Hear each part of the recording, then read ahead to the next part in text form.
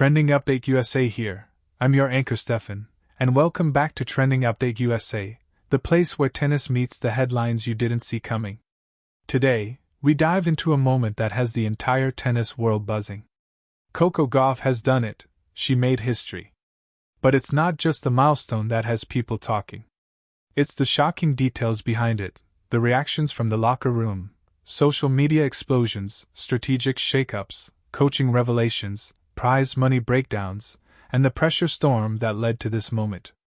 Buckle up, because this story isn't just about a win. It's about a revolution. To understand the weight of this history, we need to look at the stage where it happened. The breakthrough moment that altered the narrative wasn't some small exhibition match. It was a high-stakes showdown under massive spotlight pressure. Coco Gauff has always been seen as the future of American tennis, the prodigy who broke through younger than most thought possible. Her career launched into stratospheric attention when she defeated legends, shocked crowds, and started drawing comparisons to some of the best players to ever hold a racket. But until now, one thing was missing. The definitive, era-shifting, history-etched achievement that would lock her name into the sport's most elite conversation forever. Now she has it. The historic milestone came on the heels of a career reboot phase. After absorbing tough losses against Iga Swiatek, Elena Ostapenko, and Aryna Sabalenka, Coco underwent a recalibration not just on the court, but in the way she approaches media, mindset, and technique. Many athletes hit this point, the moment where talent alone is no longer enough, where instincts must be rewritten into systems, where raw ability needs structure to evolve into dominance. Coco embraced that moment, and history rewarded her for it. One of the most defining talking points that fans can't stop dissecting is her serve transformation.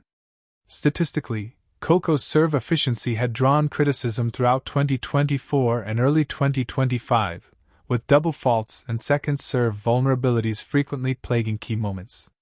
Tennis analysts, former pros, and data metrics communities pointed to one glaring area. If Coco wanted to rise to world number one contention, she needed a serve that could hold up against the power era of the modern women's tour. Her rivalry losses to Sabalenka and Rybakina made that crystal clear. Both players weaponized first serve aggression in a way Coco had not yet mastered. That vulnerability turned big moments into psychological battlegrounds. Fans on social media didn't just comment on it. They theorized frame-by-frame breakdowns, uploaded slow-motion footage, and ran serve metrics side-by-side comparisons, often referencing Coco's emotional responses between rallies. The internet scrutiny was relentless. Behind the scenes, the shift was more dramatic than a small mechanical tweak.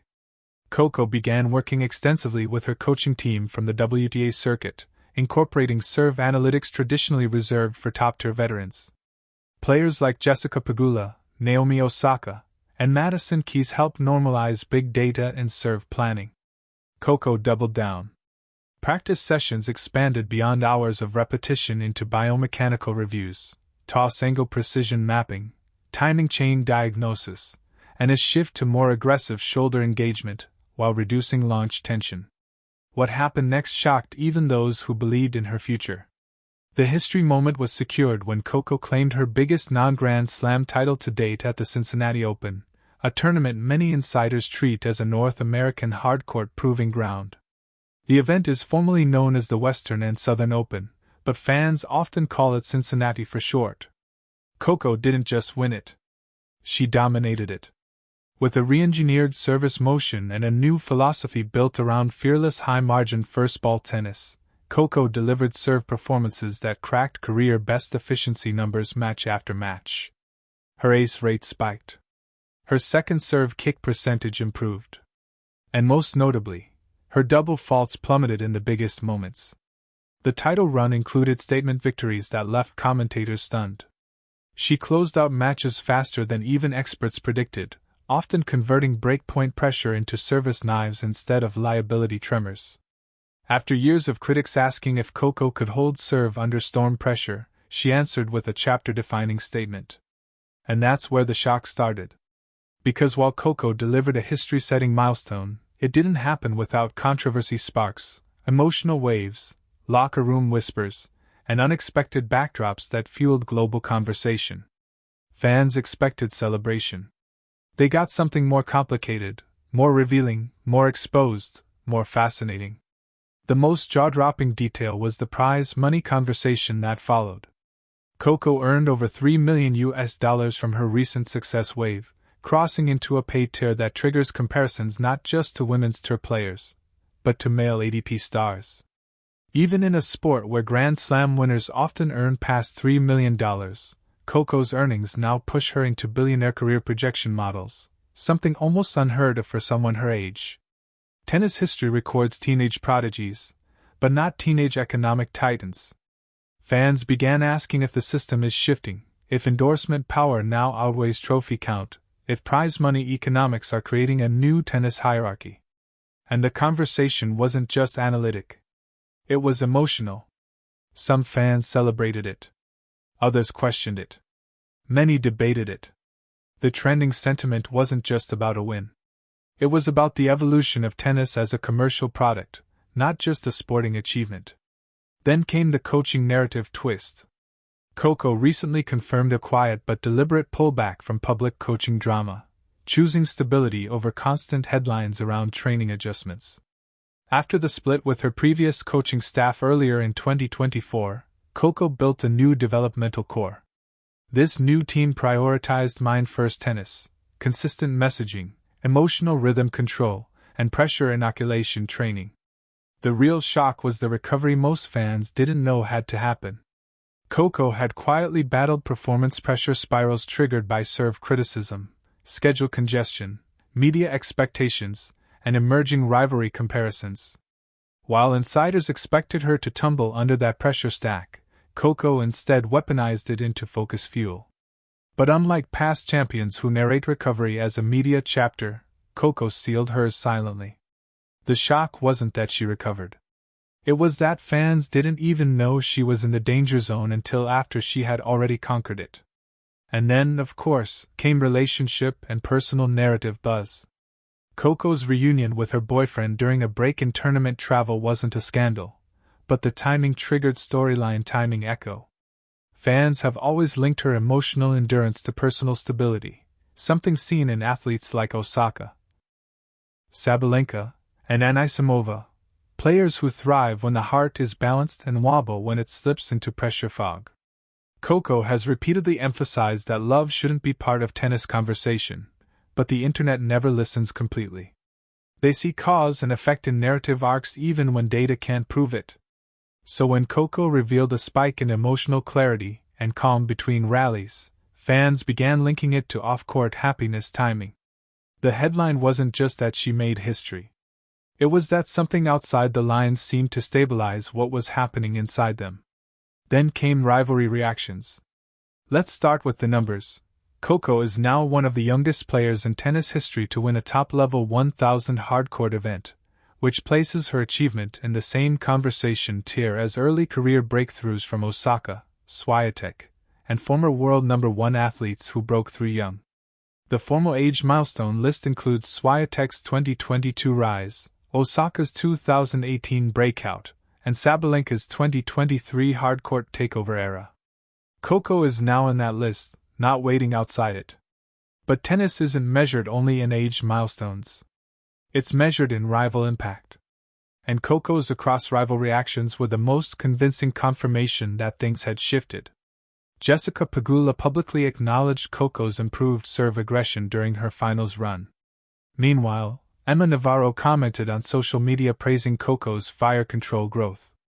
Naomi Osaka reshared highlights applauding Coco's mental evolution not just for American tennis, but for the sport's next-generation leadership model.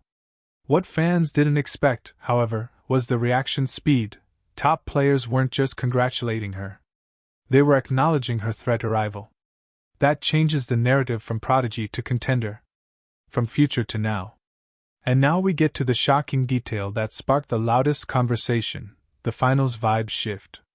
Coco's historic win came against Jessica Pegula in a charged rivalry arc that has always carried layers. Both players represent American tennis leadership models. Pegula, the composed technician. Gauff, the electric trailblazer. Their rivalry has never been toxic, but the contrast always produced drama, different styles, different temperaments, different emotional crowd energy identities. Coco didn't just beat Pegula in the finals. She closed her out with a serve dominance display that had long been Pegula's safest shelter, service stability. Coco flipped that. That means style evolution had become identity transcension. Fans didn't know how to react at first. Some expected a 3-set dogfight roller coaster. They got a 2-set clinic delivered with statistical calm and strategic violence. Social media reacted instantly. The conversation turned from, "Coco could be great someday," into, "Coco is reshaping the serve era right now." That shift is seismic because tennis fandom doesn't hand that distinction easily. They analyze it, debate it, sometimes resist it. Here, they witnessed it in silent acknowledgement more powerful than applause. Timeline screenshots, breakdown tweets, YouTube compilations, social media reels, and commentary reaction edits that didn't just narrate her win, but dissected her arrival.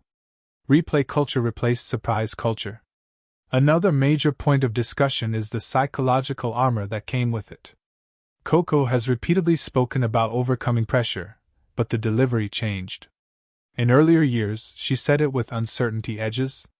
Recently, she speaks with veteran composure terms, not as promises, but as matter-of-fact statements. And fans notice the vocabulary shift. Language matters when an athlete transitions from emotional resilience to tactical endurance. Words start moving from hope to conviction.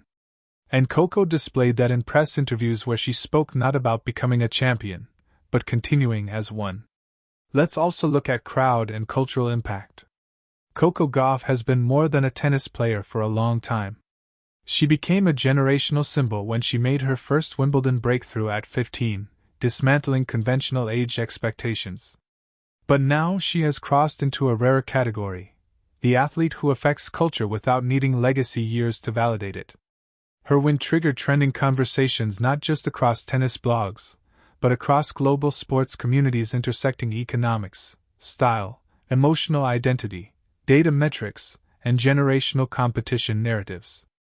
The story didn't stop at the tournament podium. It spilled into every digital crossing imaginable: age, money, technique, rivalry, media silence strategy, emotional stability influence theories, serve era redefining arguments, coaching secrecy effectiveness debate, and championship vocabulary tone shifts. That's not just history. That's movement. Finally, fans can't stop talking because one of the most discussed expectations just got rewritten: American tennis continuity legacy conversation tiers. For years, fans worried that the US might not produce a dominant successor after the Serena-Venus-Osaka transitions. Now, they're asking something different, not if there will be a successor, but how soon Coco might lead a new era entirely different from her predecessors. That's no longer a survival era question. That's takeover timeline speculation. Big difference.